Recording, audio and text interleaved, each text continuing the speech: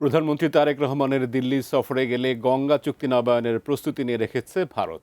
নরেন্দ্র মোদী ঢাকায় বার্তা পাঠিয়ে জানিয়েছেন, তারেক রহমানের দিল্লি সফরকে স্মরণীয় করে রাখা হবে, দেওয়া হবে সর্বোচ্চ সম্মান। মঙ্গলবার ঢাকায় একটি অনুষ্ঠানে এসব বিষয়ে খোলামেলা কথা বলেছেন ভারতীয় হাইকমিশনার দীনেশ ত্রিবেদী।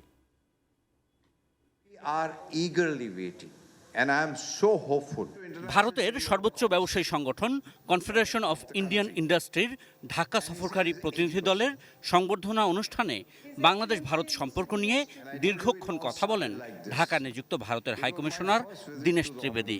রাজধানীর হোটেল ওয়েস্টিনে মঙ্গলবার রাতে এই অনুষ্ঠানে তিনি বলেন, সম্প্রতি দিল্লি সফরের সময় ভারতের প্রধানমন্ত্রী নরেন্দ্র মোদী ঢাকার জন্য নতুন বার্তা দিয়েছেন।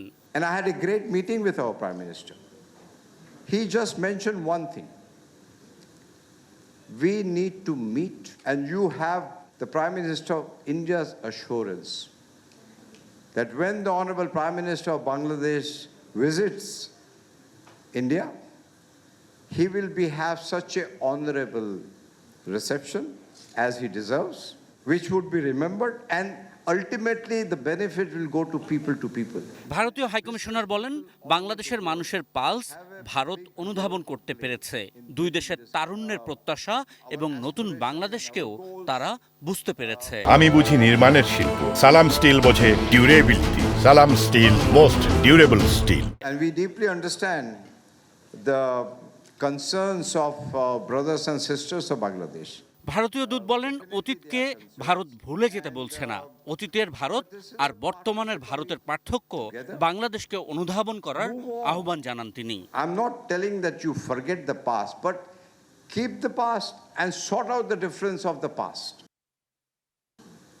But move on. Don't get stagnant. প্রধানমন্ত্রী পর্যায়ে সফরে দুই দেশের জনগণের প্রত্যাশা পূরণের আশ্বাস দেন ভারতীয় দূত। I fully understand there are issues, but these issues can definitely be sorted out. মূল অনুষ্ঠানের পরে সাংবাদিকদের সঙ্গে আলাপকালে ভারতীয় হাইকমিশনার ক্যামেরার বাইরে বলেন, গঙ্গার পানি চুক্তি ডিসেম্বরের মধ্যেই নবায়ন করতে হবে, এটা ভারত জানে।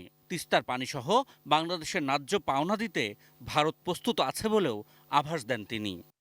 অনুষ্ঠানে বাংলাদেশের পররাষ্ট্র প্রতিমন্ত্রী শামা ওবায়েদ কি নোট স্পিকার হিসেবে বক্তব্যে দুই দেশের বাণিজ্য এগিয়ে নেওয়ার তাগিদ দেন। Ashiqur Rahman Apu, ATN news, Dhaka.